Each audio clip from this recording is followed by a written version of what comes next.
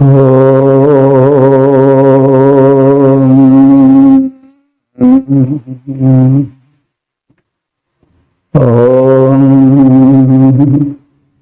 प्रेमियों, सुधी श्रोताओं, संप्रति हम सब ऋग्वेद के प्रथम मंडल के 164वें सूक्त के 13वें मंत्र की व्याख्या में प्रवेश करने जा रहे हैं। यह मंत्र त्रिष्टुप नामक छंद में निबद्ध है। मंत्र दृष्टा ऋषि है दीर्घतमावचथ, देवता है विश्व देवा, और मंत्र का शीर्षक है सूर्य के रथ का वैशिष्ट्य। तो अब संबंधित मंत्र का प्रथम पाठ हो जाए। ओम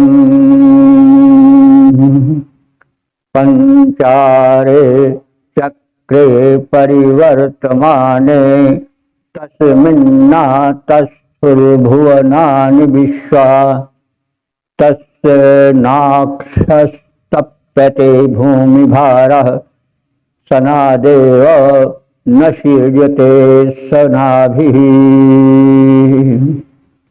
शब्दार्थ भावार्थ आज से परिचय प्राप्त करें।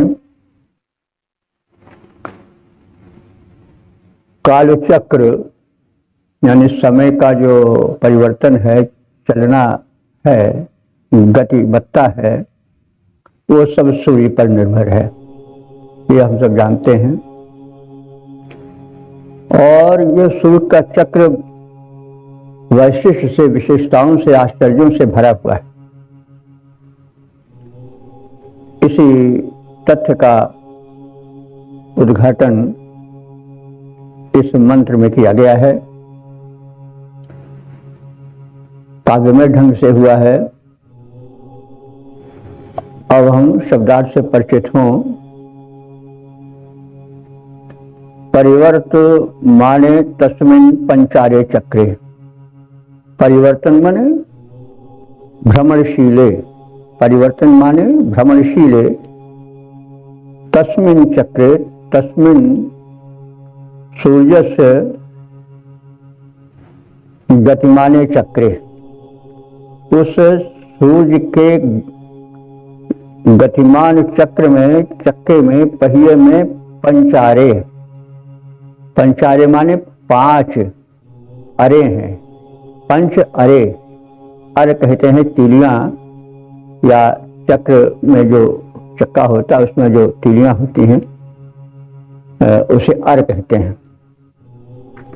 तो इस सतत भ्रमणशील रवि रथ के चक्र में 5 अर हैं, 5 दंड हैं या तीलियां हैं,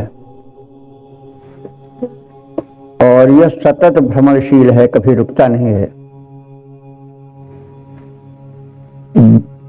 तो 5 तीलियां क्या हैं उनको भी जानना चाहिए। जैसे दिन, दिवस, दिवस में, दिन में, दिन जिसको हम उजाला कहते हैं वो, और रात जिसमें अंधेरा रहता है, दोनों आ जाते हैं। तो इस सूर्य रथ के चक्र में जो 5 अरे हैं वे इस प्रकार से जानी जा सकती हैं। दिवस और पक्ष। दिन होता है, दिन में दिन रात है, पक्ष 15 दिन का होता है, शुक्ल पक्ष, कृष्ण पक्ष। और फिर उसके बाद मास आता है, महीना आता है, फिर अयन आता है। अयन माने उत्तरायण और दक्षिणायन, 2 अयन हैं, 2 मार्ग हैं सूर्य के रथ के चक्र के। और ऋतुएं हैं, जो 6 ऋतुएं, वो सब एक मानी गई हैं कि ऋतुएं, ये सब पांचों उस सूर्य के रथ के चक्र के पहिए के 5 अरे हैं, तीलियां हैं। ये बड़ा विचित्र है। विश्वा भुवनानि आतस्थुः, और सारे लोक के तत्व इसी में विद्यमान है, यानी इसी चक्र में सारे क्रियाकलाप लोक के आ जाते हैं। विश्वभुवनानि आतस्थु, संपूर्ण लोक इसी रथ के चक्र के गतिशीलता के अंतर्गत समाहित हो जाते हैं। भूरि भारः, इस रथ चक्र का भार तो बहुत अधिक है, नाप तोल नहीं की जा सकती है, और इतना होते हुए भी गतिशीलता के कारण और भार के कारण तस्य अक्षः न तप्यते। तस्य माने उस सूर्य के रथ का जो अक्ष है, अक्ष कहते हैं धुरी को, तो आंख भी होता है लेकिन अक्ष धुरी जो मध्य भाग में होता है उसको अक्ष कहते, उसे भी अक्ष कहते हैं। तो इसे जो कालचक्र या सूर्य के रथ के पहिए का अक्ष है, धुर भाग है, वो कभी न तपते, कभी तपता नहीं है, यानी उसमें एक रूपता रहती है। प्रायः जब कोई पहिया बड़े तेज से चलता है तो उस घर्षण के कारण एक ताप पैदा हो जाता है, ताप अधिक हो जाता है तो नुकसान भी हो सकता है। लेकिन यह सूर्य का जो चक्र है, जो बड़ी गति से चलता है, उसका जो वक्ष है, धुरा है, वो कभी गर्म नहीं होता है, तप्त नहीं होता है, यह उसकी विशेषता है। सना भी माने सनातन काल से, सनात एव, वह चलते रहने पर भी न शीर्यते, टूटता नहीं है।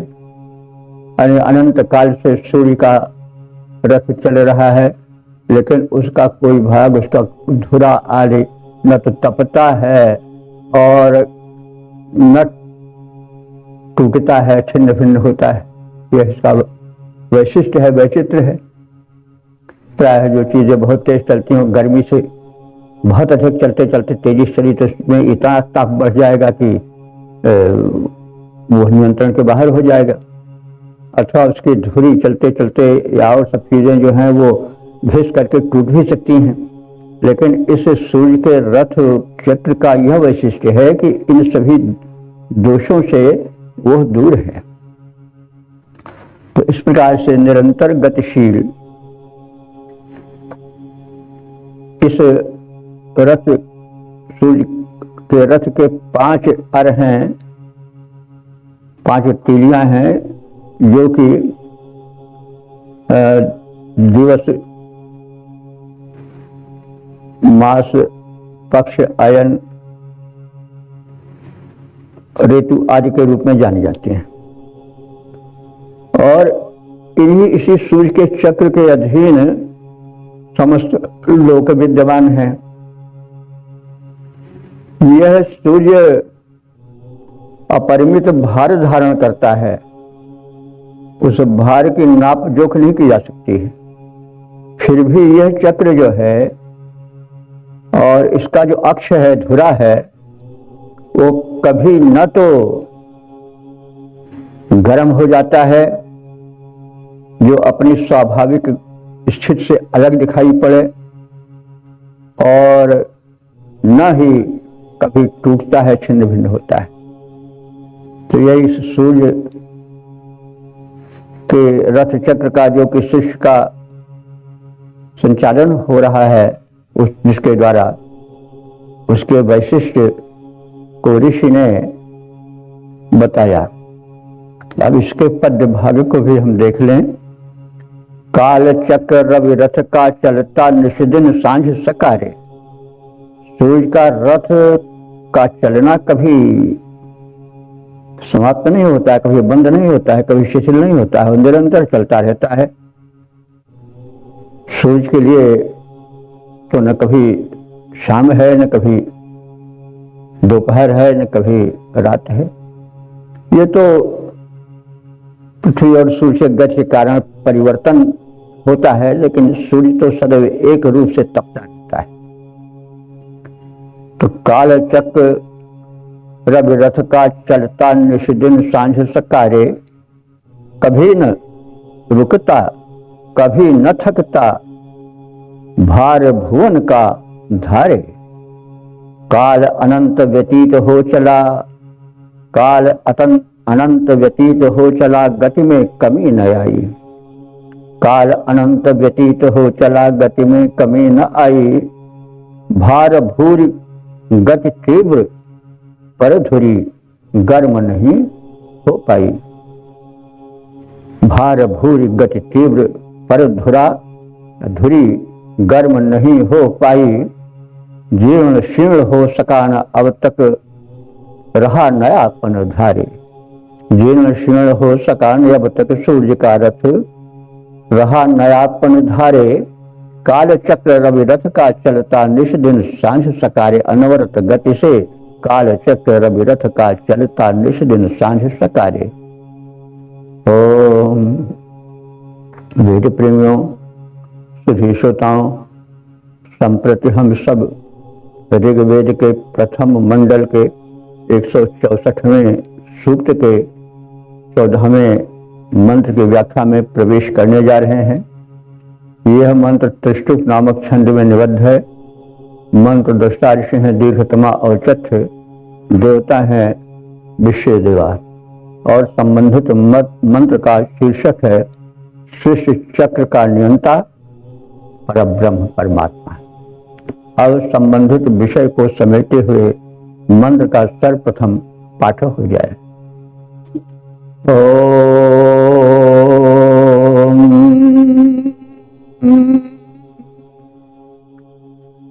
स्वनेमि चक्रमजरं विवावृत उत्थानायां दशयुक्ता वहन्ति। सूर्यस्य चक्षु रजसैत्यावृतं, तस्मिन्नार्पिता भुवनानि विश्वा। अब शब्दार्थ भावार्थ से परिचय पाएं तो ऋषि ने पहले सूर्य चक्र का वर्णन किया। अब चक्र चल रहा है, उसके साथ सृष्टि में परिवर्तन भी चल रहा है। ऋतु मास आदि दिन रात आदि सब बनते जा रहे हैं। तो अब ये जिज्ञासा उत्पन्न हो जाती है कि भाई ये चक्र क्या चल रहा है अपने आप है कि कोई इसका चलाने वाला है। तो अब इस प्रश्न के जिज्ञासा में जो उत्तर निकलता है ऋषि हृदय से वो यह है कि भाई कोई वस्तु भले वो ऑटोमेटिक हो, स्वचालित हो, लेकिन उस स्वचालन के पीछे भी कोई न कोई रहता अवश्य है। तो वह कोई न कोई क्या है, उसका कोई नाम तो है नहीं। लोगों ने नाम दे दिया अपनी तरफ से, और जो लोगों ने अपनी अपनी भाषा में अलग अलग नाम दे दिए, वही नाम सारी झंझटों का मूल बन गया। कोई उसको परब्रह्म परमात्मा को कहता है, कोई शिव कहता है, कोई विष्णु कहता है, कोई आदिशक्ति दुर्गा कहता है, कोई गॉड कहता है, कोई अल्लाह कहता है, और सब कहते हैं बस हमारा ही कथन सत्य है। यही जो भ्रांति है वही सारे मतभेदों का कारण है। तो ऋषि ने यह बताना चाहा है कि एक सत्ता है जो इस रवि रथ चक्र की भी नियंता है, और उसे हम ब्रह्मांड नियामक परब्रह्म परमात्मा कह सकते हैं। वह एक चेतन शक्ति है, और रचना के पीछे, क्रिया के पीछे रचनाकार और कर्ता का अनुमान सत्य ही है।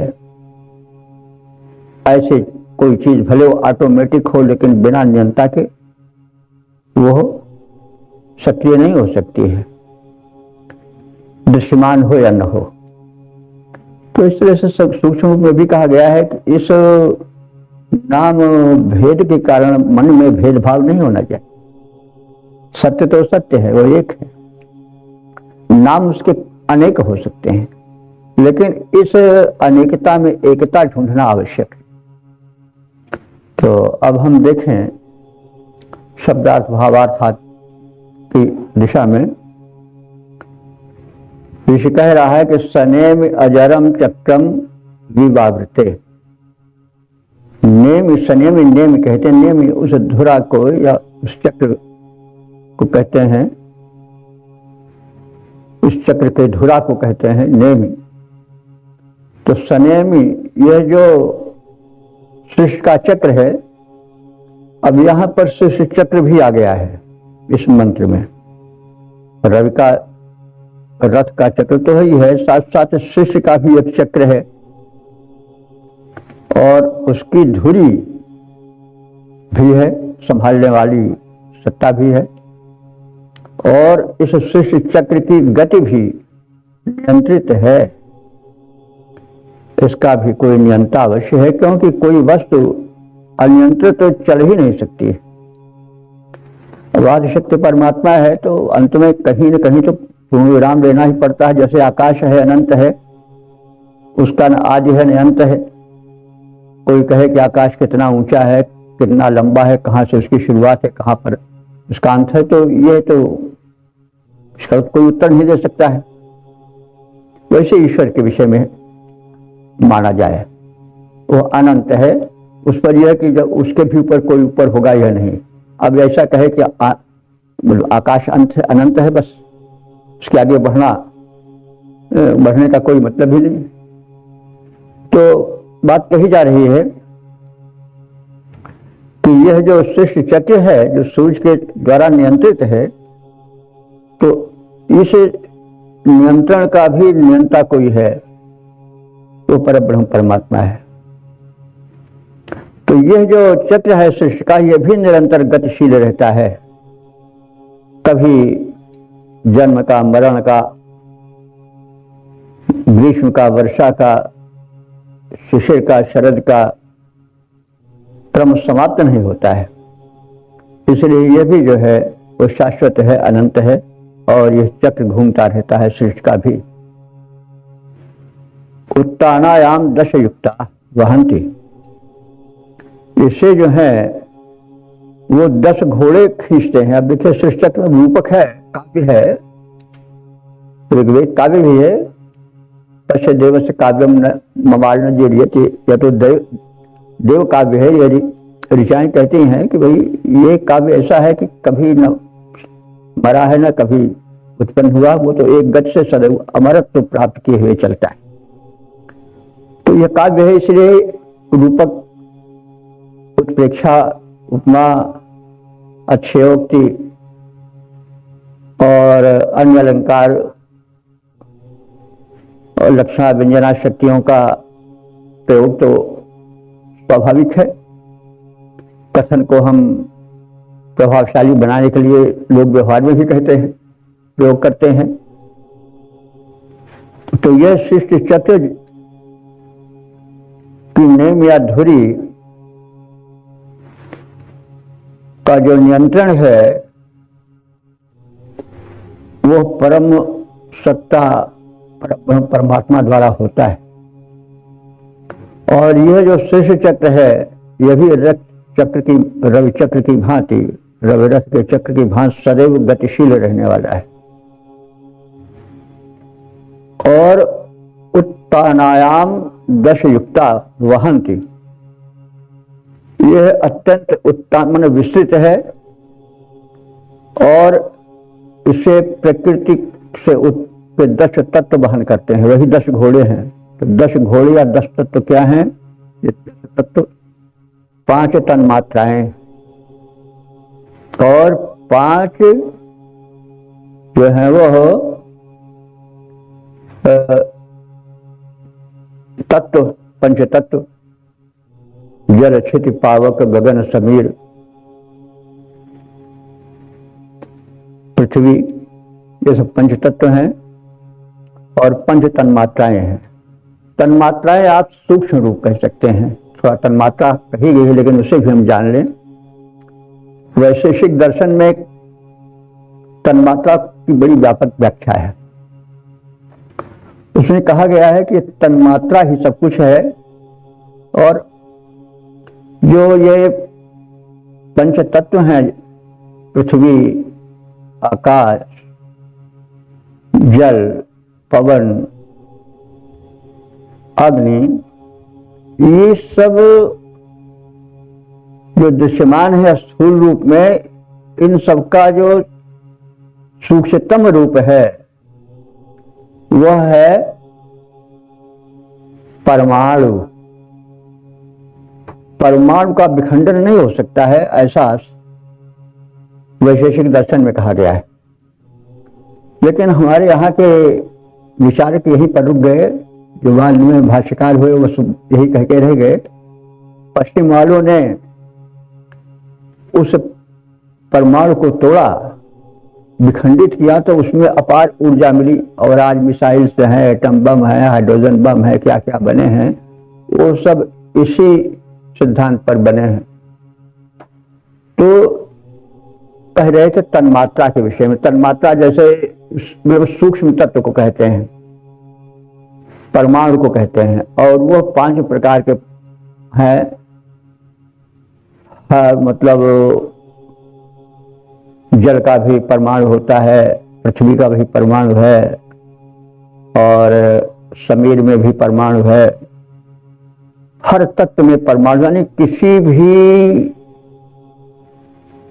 तत्व का, किसी भी वस्तु का जो अंतिम रूप है वह परमाणु है, और वो भी 5 है: शब्द, स्पर्श, रूप, रस, गंध। और इन्हीं से आकाश, अग्नि, जल, पृथ्वी आदि स्थूल तत्वों का निर्माण हुआ है। तो ये सृष्टि जो है वो परमाणुओं का खेल है, ऐसा वैशेषिक दर्शन का कथन है। तो यहाँ पर मतलब ऋषि बता रहा है कि देखिए, ये मत समझिए कि उनसे जो को मिला है, वेद ही सारे सिद्धांतों के विचारों के मूल हैं। वेद ही में जो बातें संकेतित सूक्ष्म या स्पष्ट या स्थूल रूप में कही गई हैं, वही बाद में विकसित हो करके भिन्न भिन्न दर्शनों, वैज्ञानिक सिद्धांतों और धर्म आदि के रूपों में व्यापक हुई हैं। तो सबका मूल तो वेद ही है। वेदो खिलो धर्म मूलम, मतलब जितने धर्म का मतलब वही नहीं कि हिंदू मुस्लिम, वो भी धर्म है, लेकिन जितने धर्म है, पदार्थ के जो कर्म है तो वही उसके धर्म है। जैसे आग है तो वो पदार्थ है, उसका जो धर्म है, कर्म है, वो प्रकाश है और ज्वलनशीलता है, ताप है, यही उसका धर्म है। अगर अग्नि से उसका ताप समाप्त हो जाए तो अग्नि का धर्म समाप्त हो गया। तो धर्म को किसी वस्तु की क्वालिटी या विशेषता से भी जोड़ करके देखना चाहिए, मुख्य वही है। धर्म का अर्थ केवल कोई संप्रदाय या कोई धर्म जो जिसमें जिनके नाम लिए जाते हैं, हिंदू, मुस्लिम, सिख, ईसाई या शैव, शाक्त आदि, जैन, बौद्ध, ये सब जो धर्म है, ये सब तो धर्म ही है। लेकिन धर्म व्यापक है, सबका धर्म है।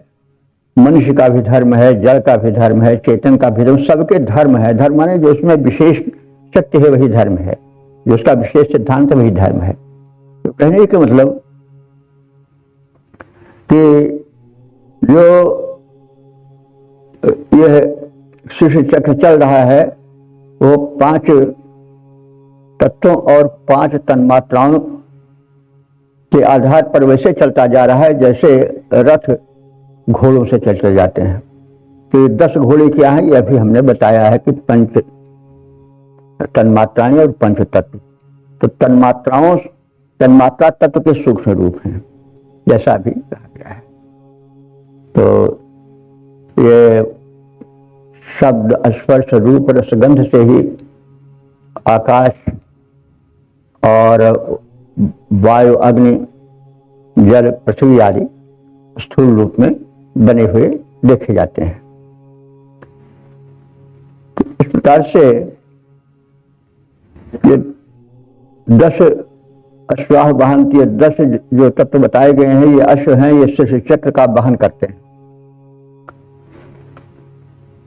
और यह विस्तृत प्रकृति से उत्पन्न है और उस शीर्ष चक्र को चलाते हैं। सूर्य से चक्षु रजसावृतम, सूर्य की जो चक्षु है, सूर्य का जो प्रकाश है, जो किरणें हैं, वही उसके चक्षु हैं और वे रजसावृतम, रज धूल को भी कहते हैं और रज जल को भी कहते हैं। निरुक्त में रज उदक नाम इति ऐसा कहा गया है। तो यह सूर्य की किरणें रजसा आवृतम और शीर्ष चक्र भी जल से आवृत है। पृथ्वी के चारों ओर समुद्र है, जल है, तो रज माने उदक ऐसा कहा गया है। तो सूर्य का प्रकाश या उसकी किरणें जल से आवृत है, यानी सूर्य की किरणें जल आकर्षित करती हैं और उनके चारों ओर जल किसी न किसी रूप में, सूक्ष्म या स्थूल रूप में, मेघ आदि के रूप में रहता है। यह कहने का तात्पर्य है सृष्टि चक्र का एक बहुत बड़ा तत्व है जल। इसीलिए प्रकृति ने या परमात्मा ने जो है वो जल की मात्रा थल से अधिक की है। समुद्र या जल का अंश कई गुना ये स्थल के अंश से है। शरीर में भी जल का उसी प्रकार से आधिक्य है, जलीय तत्व अधिक है, क्योंकि जलीय तत्व के क्षीण होने पर न तो सृष्टि चल सकती है, न शरीर की ही सृष्टि चल सकती है। जहां जल की कमी हुई तहां बेहोशी आती है, तुरंत अलग से ग्लूकोज चढ़ाया जाता है। तो जल तत्व प्रमुख तत्व है। सृष्टि शिशुराध्या वहद विद्युतम विद्यात होती, कालिदास ने कहा है कि सृष्टि का या सृष्टि शिशुराध्या उस रचनाकार की पहली रचना जो हुई जल हुई, क्योंकि जल जब द्रव पदार्थ रहेगा तब उसके बाद ही तो प्राणी उसमें पैदा होंगे। जब जल ही नहीं रहेगा तो संसार चल नहीं सकेगा। बहरहाल तो कहा गया है कि शिशु चक्र में जो है जल आवृत है। रवि की किरणों में भी जल रहता है। जल मतलब वो खींचती है तो जल रहता ही है उनमें, क्योंकि जो खींचेगा उसमें वो चीज लगी भी रहेगी। और शिशु चक्र में तो जल सबसे पहले है। पृथ्वी के चारों ओर समुद्र है। समुद्र वसने देवी पर्वतस्तन मंडली विष्णुपति नमस्तुभ्यम आदर्श प्रसंग क्षमस्व में कहा गया है। माता के रूप में तो कहा गया है कि समुद्र वसने देवी, जैसे वस्त्र चारों ओर लपेटे रहता है किसी नारी को, वैसे ही जो है समुद्र लपेटे हुए है पृथ्वी को, यानी उसका आधिक्य है। तो रजसा आवृतम का मतलब यही हुआ कि सृष्टि चक्र जल से आवृत होकर के चल रहा है, गतिमान हो रहा है। एक माने गतिमान होना। तस्मिन विश्वभुवनानि अर्पिता, और उसी में सारे लोग स्थित हैं, यानी जल की सत्ता परम आवश्यक है। तो यह सृष्टि चक्र की नेम या धुरी जो है, जो क्रिया प्रक्रिया हो रही है, चाहे रवि के रथ की हो, चाहे जो और भी अन्य भी हो, उसके पीछे एक नियामक सत्ता जो है वो है परब्रह्म की सत्ता। यानी एक चेतन मस्तिष्क इसके पीछे कार्य कर रहा है, उसको हम परब्रह्म कहते हैं। यहाँ पर ऋषि ने कहा है, और लोग अपने अपने भाषा में कोई भी नाम दे सकते हैं, लेकिन नाम देने से वस्तु के रूप में कोई परिवर्तन नहीं होता है। आप एक वस्तु को, सूर्य को सैकड़ों हजारों नाम दो, लेकिन सूर्य का स्वरूप तो नहीं बदलेगा। वो नाम उसके रूप के आधार पर बनते हैं। यह बात भले हो सकती है। तो प्रकृति के विस्तृत प्रकृति की सत्ता में आने पर इसे 10 घोड़े, 5 तत्व, जल, क्षित, पावक, गगन, वायु और 5 तन्मात्राएं, रूप, रस, गंध, स्पर्श, ये सब मिल करके इस सृष्टि चक्र को खींचते हैं, यानी गतिशील करते हैं। सूर्य रूपी नेत्र अथवा वो भी प्रकाश से परिपूरित रहता है, यानी सूर्य की सृष्टि में ये सूर्य के जो सौर मंडल है उसमें भी, और खासतौर से जो उसके चेतन सदस्य है पृथ्वी, उसमें जल का आधिक्य है और वो चतुर्दिक जलाच्छादित है, और इस प्रकार से वो भी गतिमान है, पृथ्वी भी जलाच्छादित होकर गतिमती है। और इस प्रकार से उस व्यवस्था के अंतर्गत संपूर्ण लोक स्थित हैं। अब हम इस मंत्र के पद रूपांतरण पर दृष्टि डालें। परम नियंता ब्रह्म धुरी जो बन जाता है, परम नियंता ब्रह्म शिष्य चक्र के धुरी जो बन जाता है, शिष्य चक्र अनियंत्रित अश्रु न हो पाता है, शिष्य चक्र अनियंत्रित अश्रु न हो पाता है। परम नियंता शिष्य चक्र सत्ता में जब आता है, पंच तत्व तन्मात्र पंच अष्ट रूप बन जाता है। रवि प्रकाश जल का विकास, शिष्य चक्र जल का विकास लेकर गति में आता है, तब वो शाश्वत शिष्य चक्र चलता जाता है। इस प्रकार से हमने इस मंत्र के दार्शनिक अर्थ और वैज्ञानिक शोध परक अर्थ को संक्षेप में जाना। ओम वेद प्रेमियों, सुधी श्रोताओं, संप्रति हम सब ऋग्वेद के प्रथम मंडल के 164वें सूत्र के 15वें मंत्र की व्याख्या में प्रवेश करने जा रहे हैं। यह मंत्र तिष्टुप नामक छंद में निबद्ध है। मंत्र दृष्टा ऋषि हैं दीर्घतमावचथ तथा देवता है विश्व देव, और इस मंत्र का शीर्षक है शरीरों में सभी देवों का निवास और आत्मा रूप में परमात्मा का निवास। अब संबंधित मंत्र का प्रथम अर्थ हो जाए।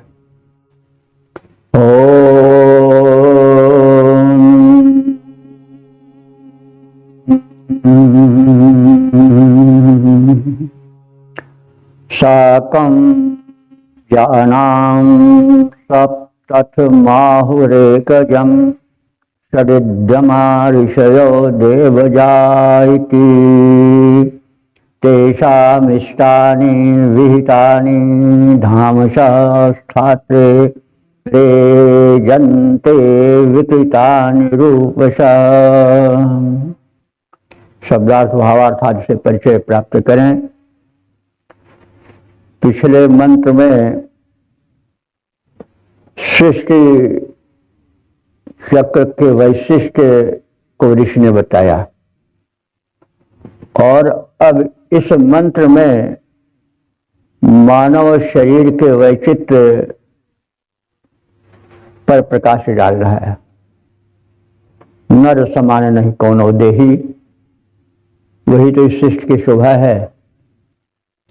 यह भी इसकी संरचना बड़ी विचित्र है, और उस सृष्टा ने इस चमत्कारिक मानव शरीर का जो प्रारूप दिया है वो बड़ा ही विचित्रता से भरा हुआ है। अब इसे जरा थोड़ा ध्यान से देखने की आवश्यकता है। इसमें आलंकारिकता बहुत अधिक है और प्रतीकात्मकता रूपकात्मकता है। तो साकम जानाम सतपथम एकजम आहु। साकम जाना मने साथ साथ उत्पन्न हुए। जो ये सप्त हैं, सात हैं, ये एक ही परमात्मा से उत्पन्न कहे जाते हैं। एकम एकजम आहु माने एक से ही जन्म लेने वाले आहु माने कहे गए हैं। और साकम जानाम ये साथ साथ पैदा होने वाले हैं, और सप्तम माने सप्त संख्यक हैं। मतलब एक ही शरीर में एक साथ उस परमात्मा द्वारा ये सात क्या हैं? 2 आंखें, 2 कान, 2 नाक और 1 जिह्वा। ये एक ही स्थान पर एक ही शरीर में एक ही परमात्मा द्वारा उत्पन्न किए गए हैं। तो इनमें से षट इत यामा, षट माने 6, इत माने तो या ही, इसमें 6 तो यामा माने जुड़वे हैं। तो 6 जुड़वे कौन है? जैसे इनमें से आंख, नाक, कान, ये तीनों ज्ञानेंद्रियां तो 2-2 होने से जुड़वे हैं, किंतु ये जिह्वा है वो अकेली है। यही बात कही जा रही है कि षट इत यामा, 6 तो याम माने जुड़वे हैं, और इसमें एक जो है वो अकेली है, जो वो जिह्वा है। तो ये जो इंद्रियां है इस शरीर रूपी सृष्टि में, इसमें आंख, नाक, कान, ये 3 तो जुड़े हुए 2-2 होते हैं, लेकिन एक ज्ञानेंद्रिय जो है वह जिह्वा भी है, ये अकेली होती है। इस प्रकार से 7 हैं। तो ही बात कही जा रही है कि एक साथ उत्पन्न हुए जो ये 7 हैं, ये 7 ज्ञानेंद्रियां हैं, उनमें से जो आंख है वो 2 है, नाक 2 है, 2 छिद्र होते हैं, कान 2 हैं, तो 6 हो गए। लेकिन एक और है, जिह्वा है, वो अकेली है, वो 2 नहीं होती है, किंतु रसना अकेली है। और ये सब क्या है? ऋषया, ऋषि तुल्य है, क्योंकि ये ज्ञान देती है। नहीं, ज्ञानेंद्रियां जो हैं इन्हीं से तो हम सब कुछ अनुभव करके प्राप्त करते हैं। कर्मेंद्रियां तो केवल नौकर की तरह काम करती हैं, लेकिन सक्रिय और ज्ञान देने वाली जो ज्ञानेंद्रियां हैं, जिनका कथन भी किया गया है, तो ये ऋषि तुल्य हैं, ज्ञानी हैं, पूज्य हैं, प्रशंसनीय है, और देवजाह, ये देवोत्पन्न है, दिव्य शक्तियों से भरी हैं, उनसे ही उत्पन्न हुई हैं। तेषाम इष्टानि, उनके द्वारा यज्ञ कर्म होता है, यानी ये जो है वो सब जीवन यज्ञ में आहुति डाल रहे हैं। यानी यज्ञ कर्म, यज्ञ वैश्रेष्ठम कर्म, जो जीवन में पुण्य कर्म है वो सब यज्ञ ही हैं, तो यज्ञ में आहुति डाली जाती है। तो ये जो ज्ञानेंद्रियां हैं, इन्हीं के द्वारा हम जीवन यज्ञ को पवित्र बनाते हैं, उसे शुद्ध बनाते हैं, उसे सक्रिय बनाते हैं, और वे भी यज्ञ कर रही हैं, यानी सत दर्शन कर रही हैं। आंखें अच्छे को भद्रम कर रहे हुए श्री रामदेव, कान अच्छा सुन रहे हैं, वो दूसरे की प्रशंसा सुन रहे हैं, अच्छी बातें सुन रहे हैं, वो भी यही उनका यज्ञ है। और पश्चिम अक्षभिर जत्रा, और जो हमारी आंखें हैं वो भी शुभ देख रही हैं, अच्छा देख रही हैं, वही उनका यज्ञ है। इसी प्रकार से रसना भी है, शुभ बातों का उच्चारण करना, सुंदर आहार ग्रहण करना, ये सब यज्ञ ही करना हुआ। तो ये जीवन यज्ञ ही चला रहे हैं, और जीवन यज्ञ में यही आहुतियां डाल रही हैं। तो शुभ आहुति डालेंगे तो फिर वातावरण और जीवन दिव्य होगा। अगर गलत आहुति डाली गई, अशुद्ध आहुति डाली गई, तो फिर उसका विपरीत परिणाम भी हो सकता है।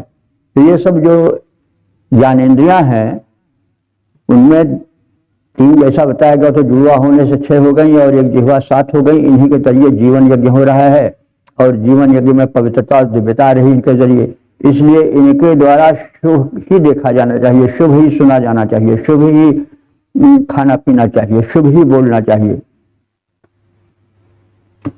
यही बात बताई जा रही है।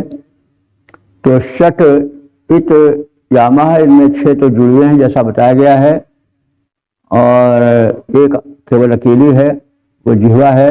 ऋषि देवजाह, ये देवोत्पन्न ऋषि हैं।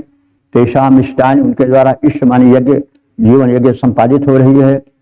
धामशः भीतानि, अपने अपने स्थानों पर, धामशः माने, धाम माने स्थान होता है, तो अपने अपने स्थानों पर, यानी नेत्र, कर्ण, रसना आदि जो हैं, ये सब अपना कार्य कर रहे हैं।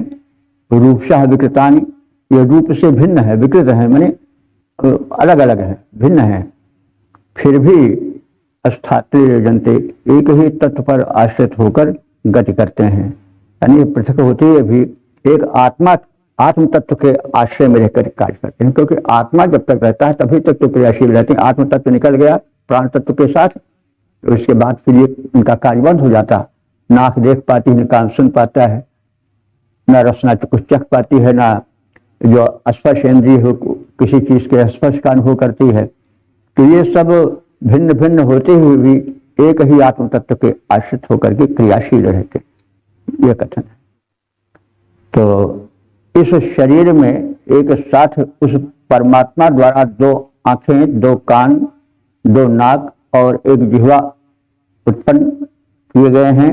इनमें से आंख, नाक, कान ये तीनों तो ज्ञानेंद्रियां तो 2-2 होने से जुड़े हैं, किंतु रसना अकेली है। ये सब देवोत्पन्न है, ऋषितुल्य हैं। और सूर्य से नेत्र, अच्छा देखिए देववास में वाष्प भी है, सूर्य में नेत्र, यानी नेत्र में सूर्य रहते हैं। जो प्रकाश तत्व है वो सूर्य ही का गुण है नहीं, तो नेत्र में प्रकाश बनकर के सूर्य देवता का निवास है। तो ये रसना, अच्छा इस तरह से ये सूर्य में नेत्र रह रहे हैं, या नेत्र में सूर्य शक्ति का निवास है, उसी से उसमें प्रकाश है। और नासिका में अश्विनी कुमारों का वास है। जासु घ्राण अश्विनी कुमारा तुलसीदास जी ने भी कहा है। तो नासिका में अश्विनी कुमार जो देवता हैं इनका भी निवास है। जल से मतलब रसना में जल देवता का निवास है, जल भी देव हैं। तो रसना में जब तक जल तत्व रहता है तभी तक स्वाद ले पाती है, अभी सूख जाएगी जीव तो स्वाद नहीं ले पावेगी। तो यह जो है इसमें जिह्वा में जो है वो जल तत्व का निवास है। आकाश तत्व से कान बने हैं, क्योंकि श्रवण जो है वो आकाश तत्व के कारण ही होता है, और आकाश तत्व के कारण वो पंच निर्मित शरीर है ना, तो उसमें जो आकाश तत्व है वही श्रवणेन्द्रिय के रूप में श्रवण शक्ति लाता है। तो इस तरह से ये जो 5 तत्व हैं ये बड़े पवित्र हैं और ये ऋषि तुल्य हैं, शरीर में सामर्थ्य पैदा करते हैं। ये सब इंद्रियां जीवन यज्ञ में आहुति डाल रही हैं, यानी जीवन यज्ञ इन्हीं के द्वारा पूरा हो रहा है। और ये पृथक पृथक होते हुए भी एक ही आत्मा के आश्रय में रहती हैं, यानी एक ही आत्म तत्व से जागृत रहती हैं। जब तक आत्मा है तब तक ये क्रियाशील है, और इस प्रकार से उसी से नियंत्रित है, उसी से परिचालित है। ये तात्पर्य हुआ। अब इसके पद रूपांतरण को देखें। एक ईश ने एक साथ उत्पन्न सात को कर डाला। एक ईश ने एक साथ उत्पन्न सात को कर डाला। वे सब एक जगह रहते हैं, करते सब देखा भाला। ये सब शरीर में एक ही घर में, शरीर एक घर है जिसमें सातों रहते हैं। तो एक ईश ने एक साथ उत्पन्न सात को कर डाला। ये सात जिनकी व्याख्या भी की गई है। एक ईश ने एक साथ उत्पन्न सात को कर डाला। वे सब एक जगह रहते हैं, एक साथ रहते हैं, करते सब देखा भाला। जुड़वे नाक कान आंखें यह रहती यथा सहेली हैं। जुड़वे नाक कान आंखें यह रहती सदा यथा सहेली हैं। और सातवीं उनमें रसना है, जो रहती सदा अकेली है। हैं देवोत्पन्न ऋषि ज्यों ये, जीवन यज्ञ रचाते हैं। एक आत्मा के आश्रित सब जीवन साथ बिताते हैं। एक आत्मा के आश्रित सब जीवन साथ बिताते हैं। ओम वेद प्रेमियों, सुधी श्रोताओं, संप्रति हम सब ऋग्वेद के प्रथम मंडल के 164वें सूक्त के 16वें मंत्र की व्याख्या में प्रवेश करने जा रहे हैं। यह मंत्र त्रिष्टुप नामक छंद में निबद्ध है। मंत्र दृष्टा दीर्घतमा औचित्य हैं, देवता विश्व देवा हैं। और इस मंत्र का शीर्षक है प्रत्येक मानव शरीर में नर और नारी तत्वों का निवास। अब संबंधित मंत्र का प्रथम पाठ हो जाए।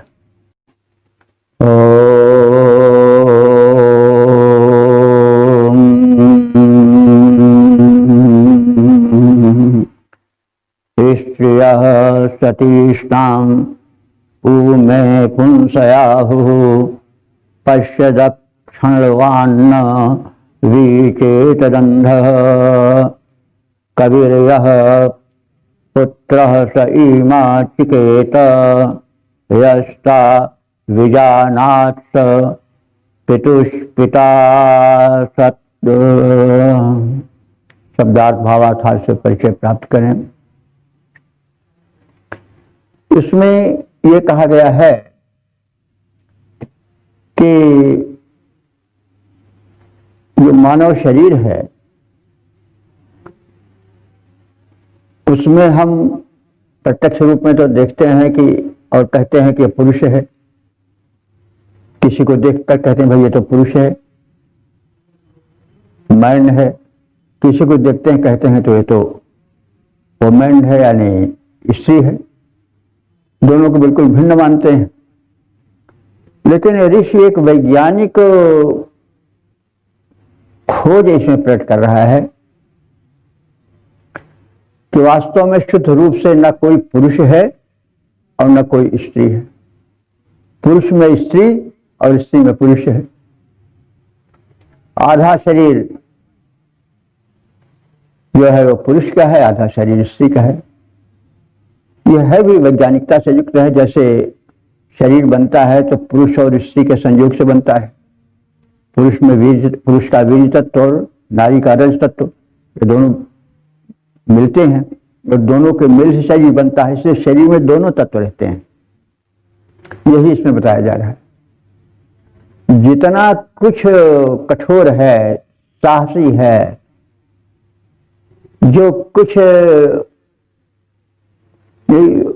पौरुष युक्त है वह तो पुरुष है, और जो कोमलता है, मृदुलता है, निर्मलता है, प्रेम है, सौहार्द है, मित्रता है, यानी जो कोमलता है मनुष्य में वह स्त्री तत्व है। तो नारी में जब पौरुष जग जाता है, जैसे झांसी की रानी याद में या स्वयं दुर्गा देवी याद में है, तो वो फिर प्रबल हो जाता है, तो वहां पुरुष तत्व है। और पुरुष में जब कोमलता आ जाती है, मृदुता आ जाती है और कोमल भाव जागृत हो जाते हैं प्रेम आदि के, तो वो स्त्री वाला तत्व सक्रिय होता है, तब हो पाता है। और स्त्री में अगर दृढ़ता आ जाती है, कुछ कठोरता आ जाती है, या जो उसमें दृढ़ता है, कठोरता है, सहनशीलता है, वो सब पुरुष तत्व के कारण है। वो पिता पक्ष से आया है। और जो किसी पुरुष में सहिष्णुता है, कोमलता है और मृदुलता है, प्रेम है, स्नेह है, क्षमा है, सहनशीलता है, वो सब नारी तत्व के कारण है। अर्धनारीश्वर की भी कल्पना इसी आधार पर हुई है। देव में अर्धनारीश्वर कुछ देवताओं के शिवादि के रूप में दिखाया जाता है कि आधा भाग नारी का है, आधा भाग पुरुष का है, तो अर्धनारीश्वर की कल्पना इसी आधार पर बाद में हुई है।